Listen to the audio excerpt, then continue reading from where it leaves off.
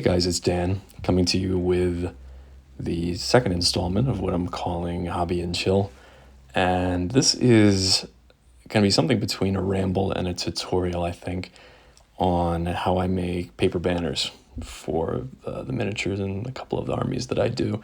This is something I started doing probably a decade ago when I started using predominantly historical plastic miniatures for my armies, but also at the time out of necessity because I didn't have enough plastic banners for the army I was working on. And so this is something that in the historical gaming community they've been doing for many, many, many decades. And it's something that I picked up because it's cheap and easy to do. So what you see in the background there are 6 miniatures that I've done previously for various units. On the right-hand side, there are more like historically based banners. And on the left-hand side are what I just recently started incorporating into some of the units I've already painted, which are the old Games Workshop Regiments of Renown banners. And what I've found online is just, a PDF of what are mostly to scale, very high quality scans of the banners that came in the regiment boxes. Like you would buy the box of, say, 10 miniatures with standard, and it would come with a paper banner. This was back in the 90s when GW would do that kind of thing. So somebody had just taken a bunch of scans or accumulated them all and then put the PDF online. And so, I printed off one at work and did those test batches in the back there that you see on the left-hand side. But what I found on the 2 units of Imperial Guard in particular is that the banners were too small. And in fact, I printed out a second set, which is what I've got in my hand there. And you can see here that it's just printer paper. There's nothing special here. You just, whatever it is you want to print out. In this case, the Regiments of Renown banners. So I went and I reprinted, instead of at 100% size, I scaled it up to 133%. But I actually found that was too big. So you can see me starting to trim here. And anyway, that's sort of the backstory of how we got here. So I have 2 miniatures there that I had actually done banners for previously, and I scraped them off to redo with these 2 large versions of the banners. But you'll see here, I'll start going through the motions of trimming them down a little bit. So what I'm doing here, after having cut it out carefully, is I'm not folding, but just bending. You can see there's just a little bit of an arc there to test fit on the banner. And it's important that you don't crease it when you do this, because that line you're never going to get out. But you can see I'm just trying to connect it with the banner pole and see how it fits. And I'm finding here that it's slightly too large. Again, if I were going back in time to redo this, I think I would have just scaled it up to like 120% instead of 133%, and that would have been pretty close to perfect. So what I'm doing now is I'm just trimming off a little bit from the top and a little bit from the bottom, trying to keep the image or as close to the center as I can manage. And there was a little bit of method to how I decided who was getting what banner. This one in particular, this is for the marksman of, it's a bunch of fake Italian names, so Mirliago, because the unit that the Imperial Guard is supposed to be kind of like my facsimile of is Rico's Republican Guard. However, that unit, some might be aware, doesn't actually have a banner. The standard bearer just has like a piece of red cloth that was sculpted onto the model itself. So that was one unit that never got a banner. And since I wasn't really intending to make my own version of the marksman, I figured let me just use this one that's pretty cool. In the back there, I'll bring him to the forward here once I finish test fitting. But there's a smaller version of the exact same banner. You can see the 100% scale versus the 133% scale. I am going to keep that because I like to have multiple banners in some units. Again, there are a lot of historical miniatures, and that was something that happened historically. So it's just, again, I think the aesthetic's pretty cool. So this one's a little bit close, but as with the last one, I knew that it was slightly too large. So I'm out of the gates here, just going to trim a little bit off of the top and a little bit off of the bottom. That's for, is it Braganza's Besiegers? Something like that. Again, not because these are crossbowmen, but because it's the Imperial Guard were aesthetically most similar to that. So anyway, that's what I thought would be fitting anyway.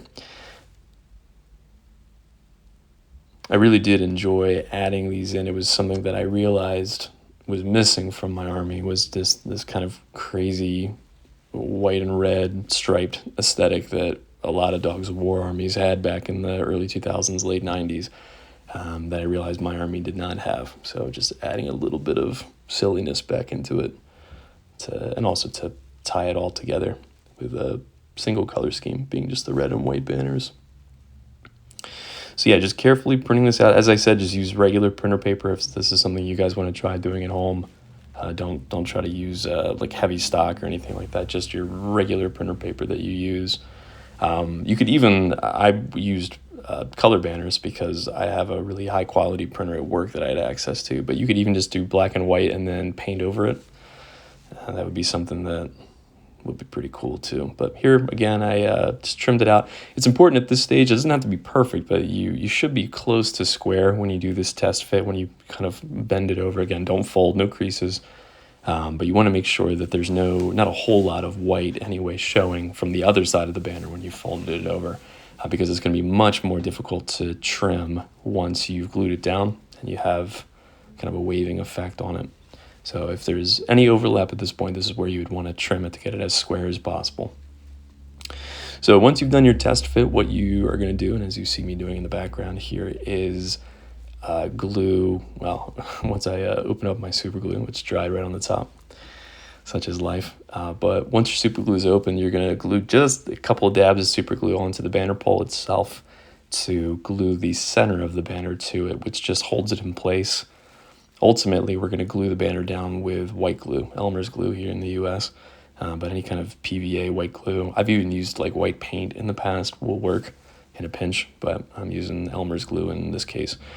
But yeah, the super glue will just hold it in place. So all you're going to do is put a couple dabs on, and many of you will know that paper dries incredibly quickly with super glue, so you only have to hold it for like 5 or 10 seconds, and it'll hold itself in place.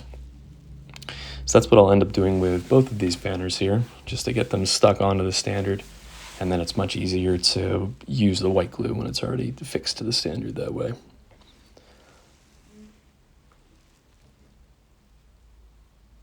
And if you are in a similar position to me where you maybe already have a, paper banner, if you're watching this more for the ramble content than the tutorial content, but I found it was super easy to rip the old banner off. Basically, you just cut it as close to the banner as you can and then peel off the front portion. And then there was like a little bit of residual glue to scrape off of the banner pole. But you can see those are otherwise finished models, so it was a super easy project to remediate these.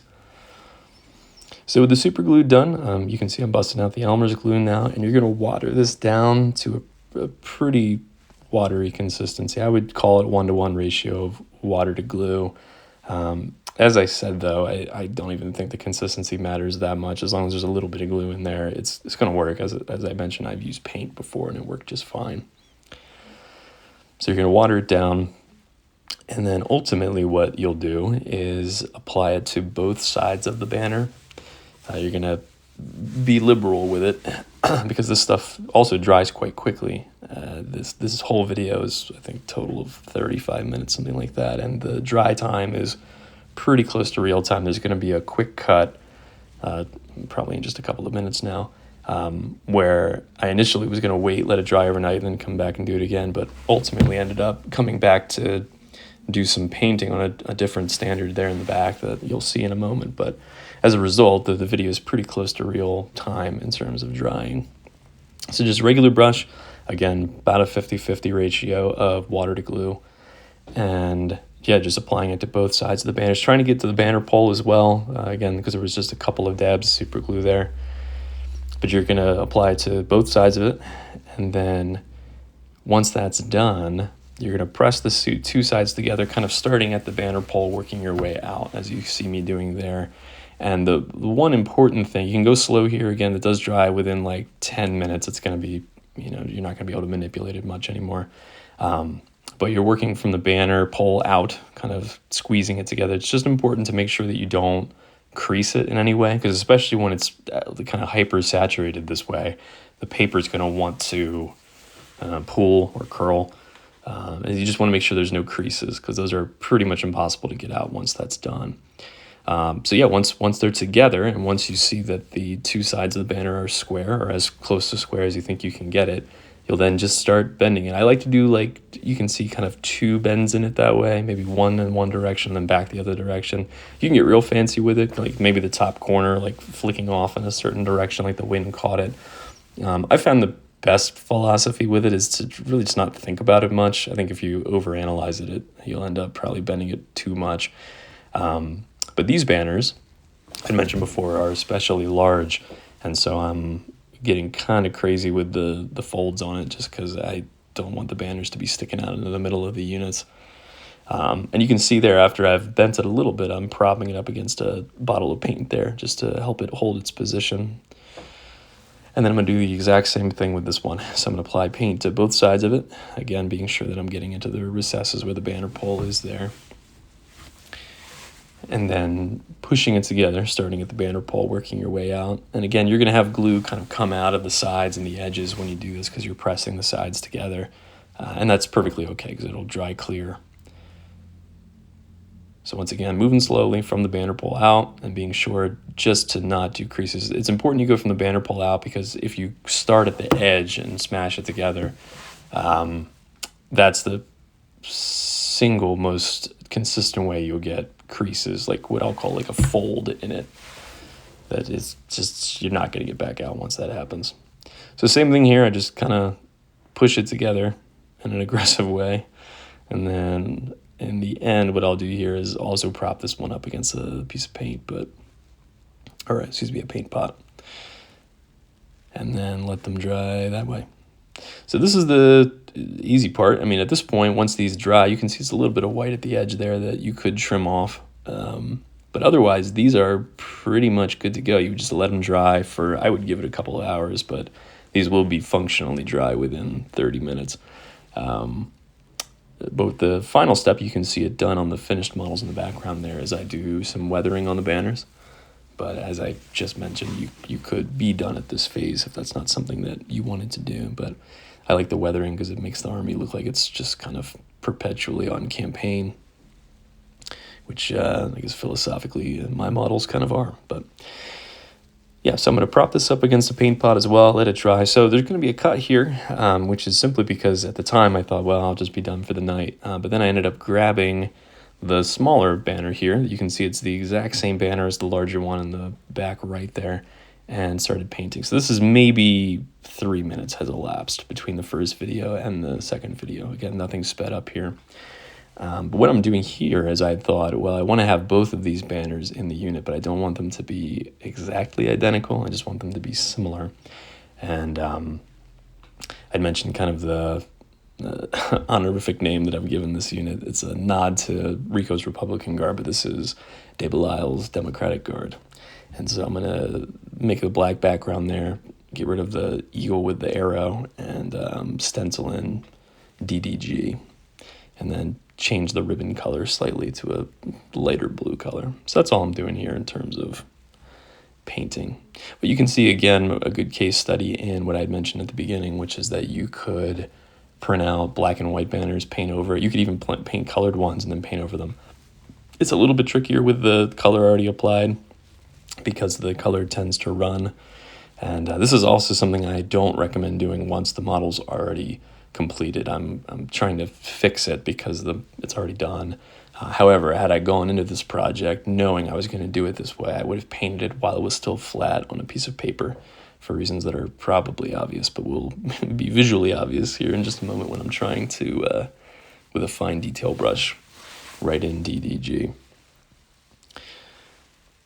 You'll also find if you have color banners that you're trying to paint over, that just due to the way that inkjet printers work, that the black surfaces are particularly difficult to get coats of paint on just because it's such dense ink that's put onto the piece of paper.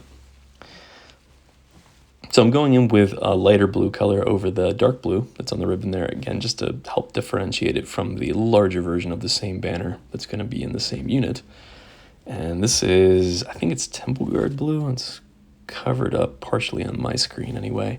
That is ostensibly like a turquoise color, but when you use it in small amounts like this, it looks more like a kind of like Lutheran blue, like a sky blue to me. So anyway, it worked out okay here.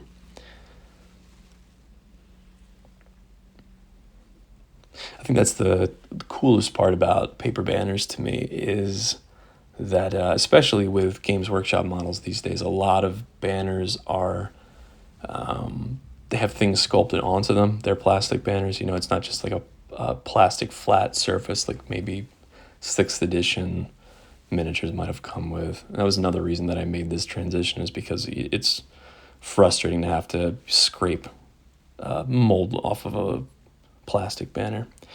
Whereas these give you a lot of creative freedom, I feel like, to kind of paint whatever you want. You could even, again, going back to painting out black and white versions of banners and painting over them, you could even find a collection of historical banners if there's something in particular that you want.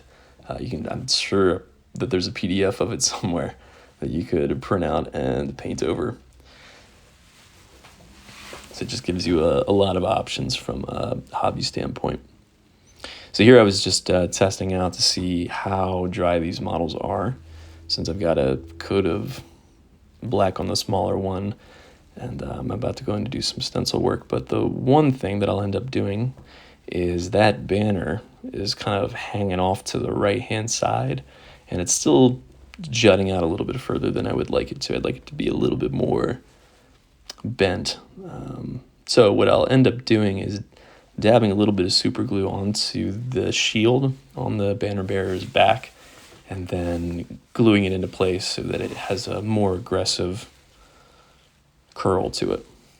But you'll see that in a moment. Another thing to look out for, this is something that I fix a little bit toward the end, but when you're bending the two halves together, you can see on the right-hand side standard that there's a little bit of a gap that exists between the banner pole and where the two sides connected. If you pay attention when you're pushing it together, you can prevent that just by squeezing your fingers together as close to the banner pole as you can get. And then in the end, I've even gone in with white paint and filled the small gap that might have existed there in. And in this case, I think I do something similar to that, but I use just washes and ink, and it all blends together. Again, at this scale, I don't think it's the kind of thing that people are going to be like, what the hell is that? But if it's something that bothers you, then again, that's just something to look out for when you're pushing the two sides together. This was exceedingly difficult. General note on when you're doing, call it stencil work like this, there's no stencil involved, but fine detail brush work, is that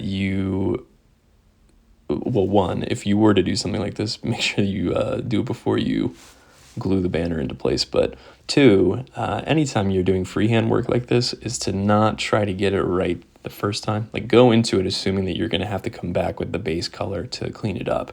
And you'll find that, anyway, in my case, I feel like I do a much better job when I'm doing freehand work that's this small. Right, I'll go in with the white. This is Corax white. So this is really a gray color, but it's called Corax white. But it's a great base for any kind of white. That's what I'm doing here. So I'm just rating it as best as I can, but I know that I'm going to come back with the Abaddon black color and clean up any of the areas that don't look quite like a DD or a G. But that principle applies to anything you're freehanding, really, is just to kind of get the rough shape right and then come in with the base color to do your edge work, because it's just much easier to clean something up than it is to apply it perfectly the first time when you go in. So yeah, I mentioned I did the Corax white for the base of this, and then I'm going to go in and just kind of highlight it a little bit with the pure white. Was it White Scar? I keep trying to phase out my Citadel paints. I'll pick up paints from various other ranges, but then I find there's one particular color from Games Workshop that I really like, and then it's while I'm here, I'll pick up 3 or 4 other Games Workshop Citadel paints. And so as a result, you can see there's a whole bunch of Army Painter or Vallejo. There's another company called AK Acrylics that I just started picking up paints from that I quite like. There's some Reaper paints. So I've got a hodgepodge of paints back there, but the core of it, the kind of the foundation of my entire paint supply is, and I think probably will always be, Citadel paints, just for that reason that it always seems to be something to drag me back. So here, this is what I had mentioned that I had stenciled it out best as I could, and now I'm coming back in with the Abaddon Black to clean it up a little bit.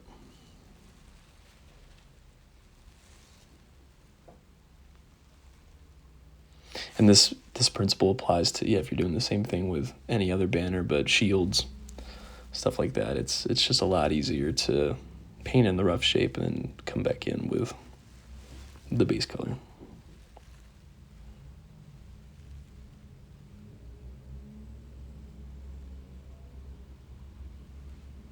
The final step that we're going to get to, regard to weathering, you can see that the weathering's already been done on this banner because it was functionally finished until I decided to kind of redo parts of these standard bears. You could use really any kind of paints for it. I typically use, I mentioned in the last video, I did like craft paints that I get from Walmart, Apple Barrel, 50-cent paints that I use for all of my basing work. It's the same colors. It's the same thing I do like when I'm weathering shields or something like that, which just to keep the colors all consistent between the earth and call it the shield or the banner. But in this case, I ended up using some of my Citadel paints. I don't know why. I think they were just immediately in front of me, so I grabbed them. But just a note that typically I use my basing paint colors, like the same ones I'll use for weathering, just to keep the continuity between the base colors and the weathering colors. So this is what I had mentioned before, where I'm going to, now that it's basically dry, it's not totally dry, but the banner is dry enough that it's still holding its shape without having to be held in place by a paint pot. What I'm doing now is I'm gluing it to this shield because it was arcing off to the, right-hand side if you're looking in the model, the direction the model is looking. But you can see now it's a slightly more aggressive curl. It's a huge banner for the size of the model, but I think it looks much better this way because it's not, completely unfurled. So you can see just how huge it is. And the other one looks, I think, okay for what it is. Again, still slightly too large. I would have liked them a little bit smaller, but I guess it's appropriate for kind of centerpiece units like Imperial Guard. So yeah, you can see there, I'm even trying to squish it together a little bit, but there's that gap that exists between the banner pole and the banner. That's not something that is necessarily inherent to this. That's something you can fix if you just pay more attention to it than I did when I was doing this. What I'm doing now, I am lining out, you can see that black line that exists on the model that's in my hand along the banner pole. I like that aesthetic. I think it's pretty cool. I had mentioned before too that inkjet black is difficult to paint over, but also it doesn't look quite right unless you have a super high quality printer. So that's why I'm going in and I'm lining it with just some black paint just to make it look a little bit less like it was printed. And I'm ultimately going to do the same thing on the other banner because you can see that there's little like cutouts that exist. And on some of the banners you saw in the background at the beginning of this video, I had done exactly that, where those two white rectangles are. I had cut them out, and it gives a cool look. Like you can see the underlying banner pole that's there, and it's pretty convincing, I think, but I just couldn't be bothered. So I figured, let me just paint this in black as well. So I just kind of used those two rectangles as guides to make as close to straight of a line as I can going down the banner. And that way, too, the smaller version of the banner has the exact same thing. That I think when I had done the first batch of, say, 4 models, I had done 2 of them with these black lines along the banner pole and then 2 of them that I'd cut out. And like I said, it is cool looking. It's just kind of a hassle. But that's all I'm doing now is I'm just lining it in black. In the end, in addition to the weathering paints, if this is something you wanted to do, I would also, regardless of whether you do any weathering, I would recommend some kind of matte varnish. I use Tester's spray matte varnish when I'm doing like a whole model, especially if I dip it. You have to use some kind of matte varnish because it looks insane otherwise. However, if you don't dip models, but this is something you wanted to do, I do recommend picking up some kind of brush-on matte varnish. Army Painter has a really good brush-on matte varnish that I use simply to remove the shine. You can see when you twist the model in various ways that you can see that it looks like it was printed. And so that will remove much of that if you just apply a thin coat of matte varnish to it, and it helps to protect the model. It'll seal it. So there we go with the black painted on, and same thing here, the white that's sticking out at the back there I'd mentioned at the beginning, you can trim that off at any point up till now, but in this case, because I'm going to go in and do some weathering work anyway, it's something that's going to just get covered up by this paint that I'm about to layer on. So I usually, when I'm doing any kind of weathering work, this also applies to shields or anything else, I usually have one dark brown color and one lighter brown color. And I think the two that I chose are Rhinox Hide, and I think Graveyard Earth was the other one that I picked. So just to give you an idea of kind of the palette that we're talking about here.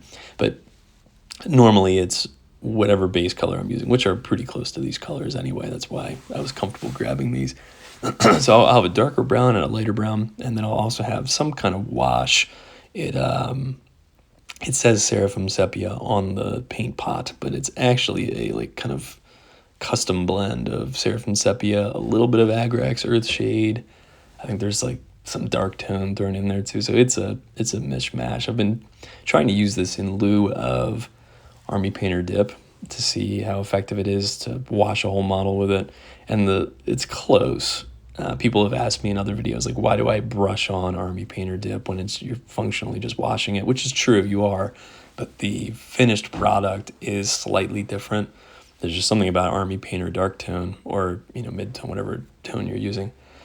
There's something about Army Painter that, I don't know if it's just the graduation, the gradient of the wash looks different in the end, but that's why I had been using that.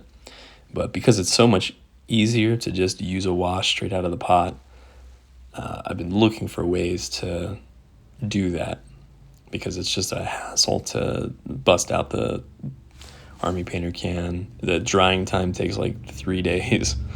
So it's much easier to just brush on a wash and call it done. So that's been my attempt to try to find the perfect ratio. So here, yep, I've got, this is actually not a wash. It looks like I'm applying a wash, but I'm not. This is the Graveyard Earth kind of color that I had mentioned, and I have it pretty severely watered down to the consistency of just about a wash. And I had done that over on the left, kind of in my wet palette there. But I'm dabbing it on. I'm not going overboard with it, or maybe to you this looks like it's overboard, but to me this is not hitting everything. But you're going to have more of this lighter brown color than you are of the darker brown color, if that helps you kind of decide how you want to weather this. I'm also going in just on the spots that I had repainted, and I'm just re-weathering it a little bit. But you can see when it's watered down this much that even if you accidentally smudge too much on, it really doesn't affect much. And it's very easy to wipe off, just like with your thumb, for example. You may see me do that a couple of times, where if you feel like you've accidentally applied too much, you can just go in and wipe it off, and it comes right up. So I'm doing the same thing here with this Rhinox Hide color. I am watering this down. I'll call it a 3-to-1 ratio of water to paint, but you'll feel right, just kind of keep adding water to it. And you can see I'm just more poking at the banner with this color, just because if you smudge this on, it's going to be pretty overpowering. So I'm just going in kind of as an accent color here, and dabbing on little points to make it look like there were flecks of more fresh mud, for example, that might have hit the banner. And then the final step will be to take that wash and kind of wash over the brown areas that you've already hit. It sort of helps blend the colors together, and because of the Seraphim Sepia base to that wash, it adds a nice kind of color variety between the two brown colors that I've chosen in my case. But you could do the same thing. You could use water, very watered down, but Nuln Oil would work well as a wash too, but certainly Agrax straight out of the pot, if that's what you've got too. You kind of want to just go find something that's going to work well with the palette that you've chosen for whatever you're doing for basing. So same thing here on both sides. I'm just kind of dabbing at it. There's a couple of places where I'll maybe make like a line or a streak or something like that. But generally, if it's more than just like a dot of paint, I'm going to come in with my thumb and either streak it or try to wipe much of it off. But it's kind of the key with weathering. Just like at the beginning when I said don't overthink it. If you think too much about weathering, then you're probably doing too much. Just kind of get in the zone and know that you can fix anything that you might do by mistake. So again, same thing here. I'm only on that banner doing the center portions that I had repainted before. In fact, you can see on the shield there that he's holding, that's sort of the same technique. But last step here will be to take that wash and kind of go over the same areas. You have to see, like, it's very hard to describe. It's just something you're going to have to get a feel for. The key, as with anything, is to add a little bit first, and you can always add more, because it's much harder to fix it if you've put too much paint on than it is if you haven't put enough. You can always come back in and add more. But mostly sticking to the outside edges. If you're coming in, just dabbing it like with just the tip of your brush, like you see me doing. But also targeting areas that are pure white, because it wasn't totally squared when I glued it together. So making sure that those aren't standing out. And then mostly sticking to the outside edges, the lower areas as well, because that's going to be where the banner was most likely to come in contact with earth or have mud sprayed up on it or something like that. So same thing here, both banners. And then I've been back and forth actually on, so when I matte varnish, you should, under normal circumstances, wait for the model to be totally dry before you apply any kind of matte varnish for common sense reasons. Just a quick aside, you can see I'm getting down into that little gap that existed between the banner pole. The main point is just make sure that it's not just glaring white on the inside there. So, but I've been back and forth on, with banners specifically, once I've done weathering, if I should wait till it's totally dry or go in and hit it while it's still a little bit wet. And the reason for that, you'll see, because I am going to do that in this case, I'm going to bust out the matte varnish and then cover it up. Now, again, with everything else, you should absolutely wait till it's totally dry before you apply any matte varnish. However, if you apply it over like weathering effects, what you'll see is that it helps to blend things out a little bit, and it creates some cool effects, like on an area where maybe a little bit of pooling happened and the outside edge is dried but the center has not. What ends up happening is when you go over it with the brush with matte varnish, it drags out the still wet pool in the middle but leaves the outer streaks where it had dried. And so you'll see that happen in just a couple of places where maybe it was a larger amount of paint that got applied. So anyway, take your pick, try it out for yourself. If this is something you want to do, you could do it either way. As I said, for everything else, I'll do matte varnish once the model's totally dry. Like, I'll let it dry overnight and then come back, hit it with the matte varnish. But in this case, just because of the additional effect that it seems to have, this is something I've been doing while the flag is still a little bit wet. And that's all I'm doing here. You can see it's a little bit watered down. Most of the, like, I don't water it down on the palette. I just have a lot of water in my brush before I go in and pick it up from the palette. But really, I think if you're doing this properly, you'd wait for it to totally dry, and then you do maybe 2 thin coats of matte varnish. But in this case, I'm kind of globbing it on with a lot of water in my brush while the banner is still wet. This stuff dries incredibly quickly too, you'll find, if, again, this is something you wanted to do. But yeah, these banners, I think, were totally dry, like within 10 minutes of me applying all of this paint. So, and that's pretty much it, guys. This is, again, it's a lot of fun for me anyway. These banners in particular are very nostalgic for me, so it's been cool to go back and add these to these units that I have had painted in some cases for 2 years. And I think I'll add a couple of shots at the end here of the finished units, just so you can see kind of what it all looks like tied together.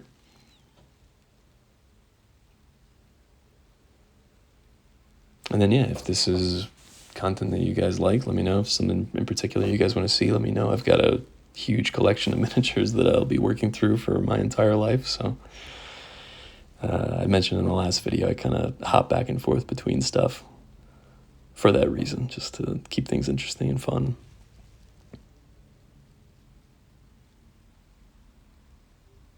There you have it. It's pretty much done. On the other side of the spanner is where kind of that pooling happened, where the outsides were a little bit dried, and I dragged off some of the paint. But that's it. So I think it's a pretty nifty effect in the end, and it's something that I would recommend you at least give a shot, just to say you've done it, because it's cheap and easy to do. And yeah, I'll layer in some shots of the units here at the end, and then we'll see you in the next video. Thanks for watching. Happy gaming, everybody.